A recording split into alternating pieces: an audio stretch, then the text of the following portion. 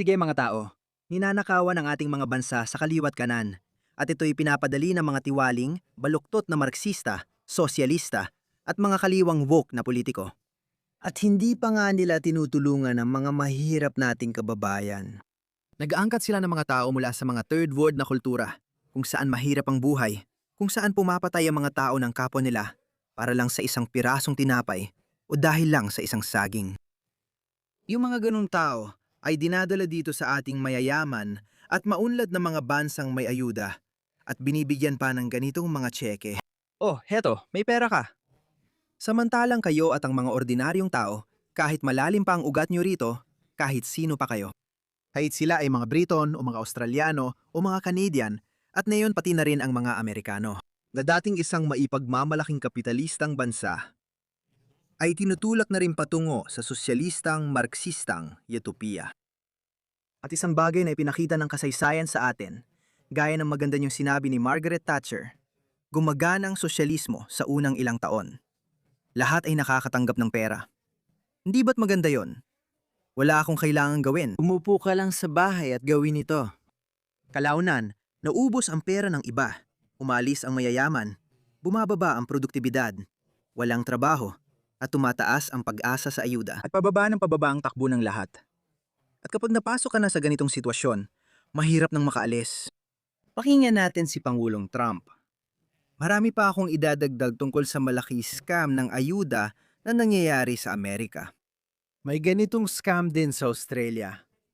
Hulaan mo kung sino nagbubunyag nito? Hindi ang gobyerno, na siyang may tungkulin na gawin yon, na may responsibilidad na protektahan ang pinaghirapang pera ng mga nagbabayad ng buwis.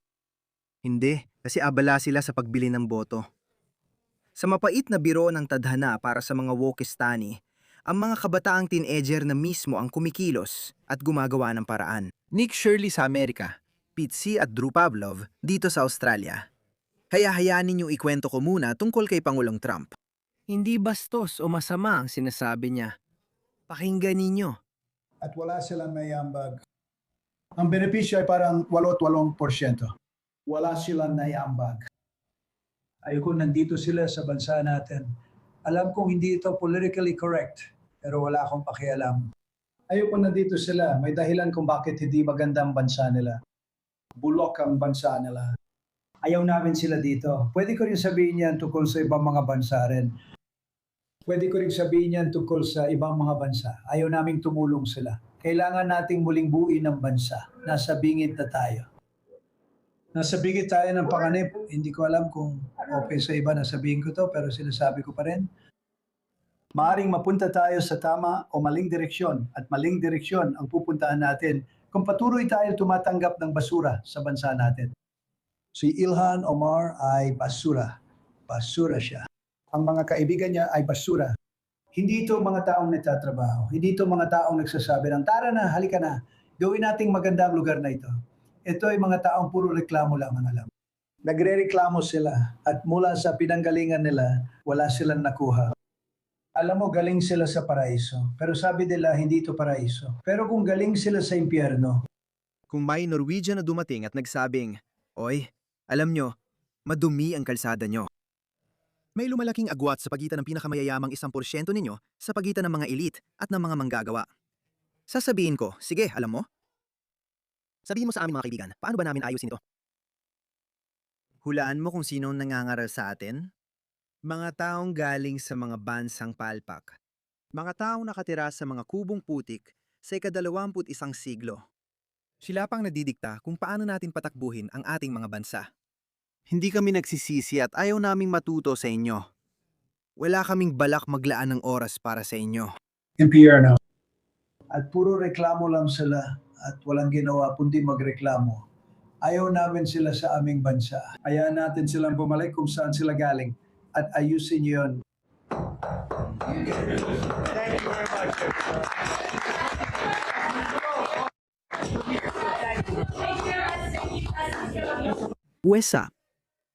USA. Tara na mga pare. Kailangan nating maging walang awa. Kailangan nating maging walang awa. Tingnan niyo ito. At pagkatapos, ipinost ito ni Pangulong Trump.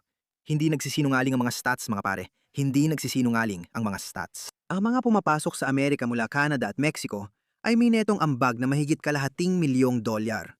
Scandinavia, Norway, Denmark, Sweden. By the way, napahamak ang Sweden dahil binuksan nila ang kanilang hangganan sa mga migrante mula sa Third World. Oceania kasama tayo. Australia, mahigit kalahating milyong dolyar. Japan, mahigit kalahating milyong dolyar. UK, ang mismong UK na nalulunod sa utang habang nasisira ang mga pangunahing komersyal na kalye nito. Ang mga katutubong Briton mula UK, kapag pumunta sa Amerika o Australia, pinayayaman nila ang mga bansang iyon. Sige, ito ang magagandang bansa, di ba? Ngayon, nasa ibaba tayo, Somalia. May netong lugi na 1.1 milyong dolyar. Caribbean, gitnang silangan, Latin America, Sub-Saharan Africa, gitnang bahagi ng Hilagang Afrika. Bakit? Bakit? Sa isang punto, masasabi mong pasensya na hindi na ito kakayanin sa katagalan. Kung may butas ang timba, kahit anong buhos mo ng tubig, hindi ito mapupuno. Simpleng ekonomiya. Gusto ko talaga si Representative Brendan Gill. Pakinggan mo siya. Sa loob ng ilang dekada, nakita na natin ang malawakang migrasyon, kabilang mula sa Somalia. Ano ang naging resulta? Nakita natin itong nakaraang 2 buwan ang iskandalong pandaraya ng mga Somali. Nakakagalit para sa mga Amerikano na makita ang perang mula sa buwis nila ay nilalaban at ninanakaw sa halagang bilyon-bilyong dolyar. Siyam na bilyong dolyar. At ayon sa ilang ulat, napupunta talaga ito sa Somalia at sangkot dito ang presidente ng Somalia. Hindi ba't kamangha-mangha yun? Kaya sa usapin yan, may mas bago pa tayong balita. Si Nick Shirley, isang superstar na binatilyo na nagbunyag ng malaking scam sa tulong pinansyal sa Minnesota na kinasasangkutan ng komunidad ng Somali. Tingnan mo ito. Isa pang mapanlinlang na may-ari ng daycare na ibinunyag ni Nick Shirley ay pormal ng sinampahan ng sakdal sa Minnesota. May kaso na si Fahima Ega Mahmood dahil sa wire fraud at sa buwatan sa pagnanakaw ng 4.6 na milyong dolyar. Tingnan niyo sila mga pare, 4.6 na milyong dolyar. Hindi pa ako nakakakita ng ganun kalaking pera. Buong buhay akong nagtrabaho. Tingnan niyo sila. Tingnan niyo ang doktor na ito. Tingnan niyo ang ininyerong ito. Bakit hindi magagalit ang tao? Bakit nga ba? Narito si Nick Shirley. Pakinggan natin siya. Mga lider ng hinaharap, sentro ng pagkatuto. Ang gusaling ito ay nakatanggap ng higit 3 milyong dolyar. Kamusta? Kumusta ka? Gusto ko sanang malaman kung pwede kong dalhin ang anak kong si Joey dito. Kumusta ang papeles? Pwede ko bang makita ang daycare? Hindi. Bakit bawal akong tumingin sa daycare? Nakakatawa, sige, pero kung hindi ko makuha ang mga papeles o anumang kailangan para maipasok ang anak ko, si maliit na Joey dito sa daycare. Gusto talaga namin ipasok si Joey. Baka hindi niya nga maintindihan. Kawawa naman si Joey. Hindi siya makakapasok doon. Sa daycare na ito, marami kaming narinig na magagandang bagay. Hindi pwedeng hindi ang sagot. Gusto ko salang hingin ng iyong business card sa totoo lang. Ibibigay ko sa iyo pagbalik ko. Sige, may makakausap ba ako? Nasaan ang mga bata? May mga bata ba dito ngayon? Wala. Walang mga bata. Oo. Bakit walang mga bata? Masyado kaming matitigas. Para bumitaw, magkakaroon kaya ng mga kaibigang makakalaro si Joey dito? Hindi. Dahil walang mga bata dito. Hindi ko rin iiwan ang mga anak ko dito, sa totoo lang, kahit na legal pa ito. Walang kaibigan si maliit na Joey, oo. Naku, sana maganda pa rin ang natitirang araw mo, kaya hindi matatanggap si Joey sa daycare na yon. Wala pa rin tirahan si Joey. Naghahanap pa rin ng daycare si Joey. Pakinggan natin si Nick Shirley. Naglabas siya ng nakakagulat na revelasyon. Mukhang puti ang babae. Sa tingin ko, kasabot siya sa pandilin lang. Ulitin ko, tingnan mo ito. Hindi ito rasista. Kung may Australiano at katutubo ring sangkot, ipakulong sila. Nakakatawa kasi kung solo nilang ginawa ito at walang kasabwat na ibang etnikong minorya, tiyak na parusahan na sila. Pero dahil kasabot nila ang mga dayuhan, mga migrante, mga taong may banyagang pinagmulan, ayaw silang galawin. Hindi siya dapat gawing mukha ng programang ito. May siyam na po pang ibang tao na pwedeng pangtuunan ng pansin, kasama na marahil si Ilhan Omar. O, 100%. At ang pagsabi ni Ilhan na hindi niya alam ang pandaraya ay tila pinakamalaking kasinungalingan sa kasaysayan ng Amerika. Alam niyo yon. Ngayon, kinasuhan na nila ng kriminal ang isa sa mga babae dahil ginamit ang daycare niya sa pandaraya ng Feeding Our Future. Inilantad ko ang daycare niya sa viral kong video. Ngayon, kinasuhan ng taong yon. Pareho rin itong daycare na ginamit sa Feeding Our Future. Sige, at sabi mo Nick, ikaw nagsagawa ng investigasyon, ikaw nag-research, at sabi mo, syempre, alam ni Omar. What? Mga pare, hindi ko kaya. Sigurado akong ganoon din kayo. Hindi na ako makapaghintay na makitang kasuhan si Ilhan Omar sa pandaraya sa imigrasyon. Kung totoo ito, sa tingin ko, totoo nga. Kung hindi naman totoo, dapat tayong humingi ng paumanhin dahil napakabigat at maruming paratang yon kung hindi naman pala totoo. Naniniwala talaga ako doon. Kasi alam kong may mga gumagawa ng kung ano-ano para makakuha ng green card at maging mamamayan. Hindi mo naiintindihan. Hindi alam ng mga puti kung gaano kadesperado ang mga tao sa third world na bansa. Hindi mo alam. Kapag kailangan mong dumumi sa kalsada, ano sa palagay mo ang gagawin ng mga taong yon para makapasok sa mga magagandang bansa ninyo? Tingnan mo ang Europa. Pupunta sila. Patuloy silang pupunta. Patuloy silang pupunta.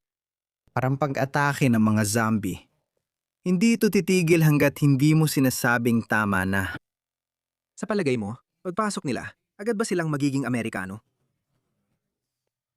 Anong ibig sabihin ng Amerika? Anong ibig sabihin ng kahit anong bansa?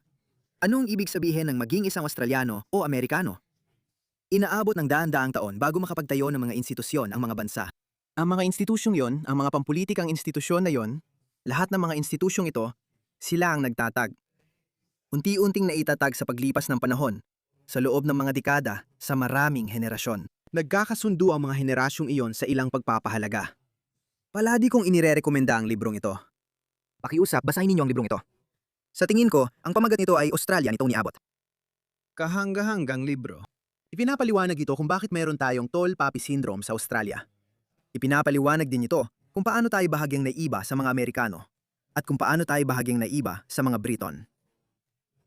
Ang mga pagkakaiba at pagpapahalagang ito ang humubog sa ating lipunan at bansa. Ngayon, nagdadala kayo ng mga tao mula Somalia at Afghanistan tulad ng sabi ng ating palpak na punong ministro. Hindi ko makita ang pinagkaiba ng migranteng dayuhan at Australiano. Ang mga pagpapahalagang iyon ang humuhubog sa ating lipunan. Tapos na, alam mo na. Kung nagduda ka nun, wala ka nang dapat pagdudahan ngayon. Ang ebidensya ay nasa resulta. Tingnan ng mga komunidad nyo, nagkakawatak-watak na. Kaya may katulad ni Nick Shirley, si Pete Z, na na-inspire sa kanya. At dito sa Australia, meron tayong pambansang disability scheme kung saan ang mga kontratista, karamihan ay banyaga, ay gumagawa ng kaparehong uri ng panlilinlang na nakita mo sa Minnesota na ginawa ng mga Somali. Pakinggan mo ito. Tingnan mo ito. Pete, panurin mo ito. Nasaan na yung video? Gusto kong ipakita at ipapanood sa'yo ito. Nakita namin siyang lumabas. Nakita namin siya. Hijabi. Hindi maganda ang itsura mga pare. Hindi maganda ang itsura mga pare. Hindi maganda ang itsura. Siya na lumabas kahapon. Tinanong ko siya kung itong lalaking ito na nagnakaw ng $300 at $40,000 ang napapatakbo ng negosyo nito. Sa totoo lang, Ito ay para sa interes ng publiko. Itigil mo paggawa ng video sa akin. Sinusubukan lang naming magtanong tungkol kay Jamal. Tanungin natin si Pia. Sinusubukan namin magtanong tungkol sa pagiging sunod-sunuran ni Jamal. Ano ang sinabi ko sa'yo? At nagnakaw siya ng $300 at $40,000 mula sa Freedom Care Group. Kagaya ng ano? Sinabi niya. Ikaw, nakita namin siyang lumabas. Nakita namin siyang lumabas kahapon. Nakita namin siyang lumabas kahapon sa mismong pintong ito. Malinaw na dito sa pintong ito. Bakit hindi natin pwedeng itanong ang mga tanong na ito? Ano ang problema? Oo, matalino ka maglaro. Aminado ako. Matalino talaga. Magaling ang ginawa niya. Napakatapat. Hindi ka talaga pinahalaga. Wala namang dapat siya ba? Tumatawag ba siya ng pulis o sinusubukan lang naming malaman kung gano'n niya? Maaari mo bang kumpirmahin ngayon na hindi mo pinapatakbo ang negosyo para kay Jamal? Hindi ka lang niya inilagay bilang direktor. Sige. Sige. Maaari mo bang manumpa sa buhay ng nanay mo? kaya nga buhay ng nanay mo. Ipinanumpa ko sa buhay ng nanay ko. Hindi! Huwag mong mag-alala sa buhay ng nanay ko. Hindi! Gusto kong manumpa ka sa buhay ng nanay mo. Bakit? Kasi sinabi mong totoo ito. Hindi ko alam kung anong gagawin ko rito. Pero nanumpa ka sa buhay ng nanay ko. Ano bang pinapagawa mo sa akin? Hindi! Ang sabi ko, manumpa ka sa buhay ng nanay mo. Oo, walang problema. Oo, huwag kang manumpa sa buhay ng nanay ko dahil nagsisinungaling ka. Kaya huwag kang manumpa sa buhay ng nanay ko, sa buhay ng nanay mo at ng nanay ko. Hindi siya tumatakbo. Huwag mong isumpa sa buhay ng nanay ko. Ikaw ang nagumpisa nito, kaya kunin mo ang nanay mo. Hindi. Bakit mo ako tinatakot na yon? Hindi pa ako handa. Hindi ito banta. Ano ba ito? Bakit mo ako tinatakot? Hindi kita binabantaan ng kahit ano. Hindi ako. Tingnan mo, matalino ang taong to. Matalino ang taong to. Kaya nalaman namin na may malaking pandaraya. Sige, pakinggan mo to. Nakakita kami ng isang mangkukulam na voodoo style na patuloy nag-ooperate ng mga serbisyong pangkapansanan na pinopundohan ng mga nagbabayad ng buwis sa Australia kahit iniimbestigahan siya sa pagkamatay ng partisipant sa kahina-hinalang sitwasyon.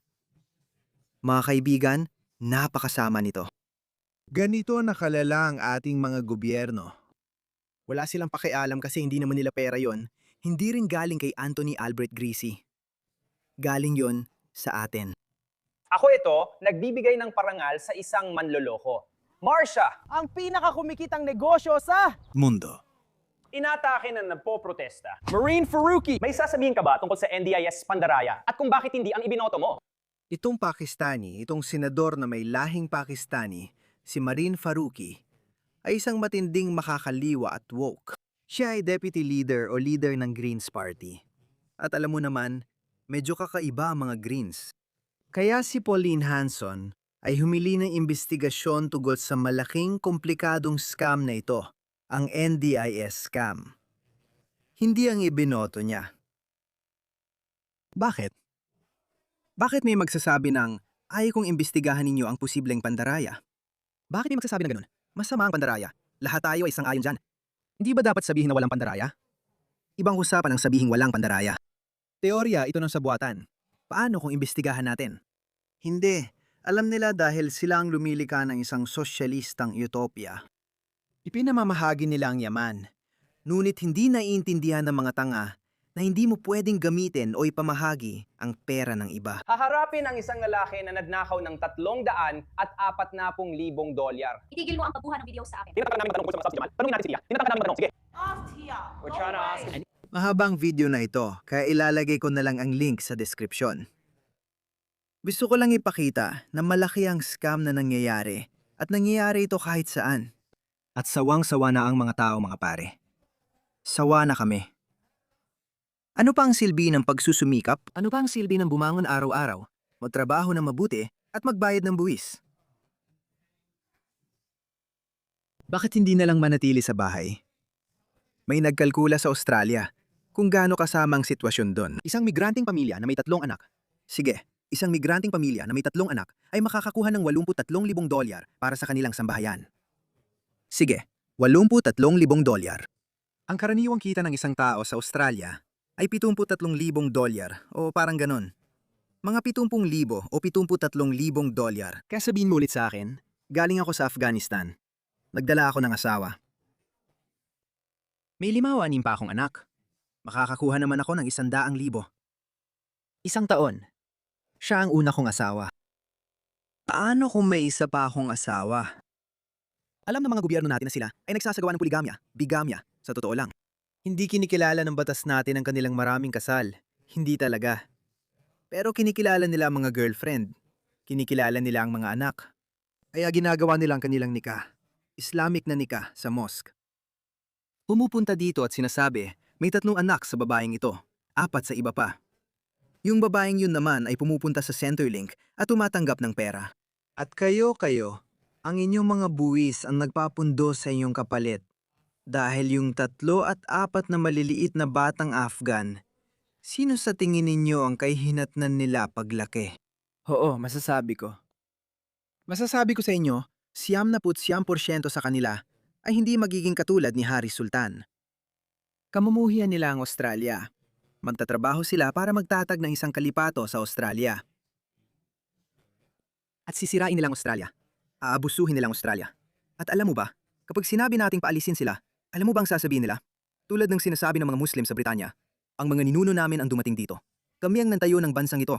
Kami, ang mga imigrante, ang nagtayo ng bansang ito. Sa Australia, hanggang dekada 80, lahat ng mga migrante ay puti. Noong una, puti at mga Anglo lang ang imigrante. Karamihan mula Amerika, Britanya at New Zealand. Pagkatapos na ikalawang digmaang pandaigdig, dumating ang mga Griego at Italyano. Kaya mga kaibigan, ito ang dahilan kung bakit kailangan natin ang One Nation. Ito ang dahilan kung bakit kailangan pa natin ng 4 na taon pa ni J.D. Vance. Tatanggapin ko. Tatanggapin ko. Talagang umaasa ako na makuha natin si Marco Rubio. Pero tatanggapin ko kahit sino, basta wag lang mga demokratiko. Wag ang mga makakaliwa mga kaibigan. Wag ang mga makakaliwa. Sisirain nila. Wawasakin nila ang mga bansang ito sa paghahanap ng kanilang marksistang utopia. Sa huli, hahantong tayo sa dystopia. Sumali sa aking Telegram group. Nasa deskripsyon ang link kung saan natitipon ang Western Patriots at nagbabahagi ng idea. Bumubuo tayo ng komunidad. Kailangan natin yan at kakailanganin natin yan. Kung patriot ka sa Amerika, Canada, Britanya o New Zealand, inaanyayahan kang sumali.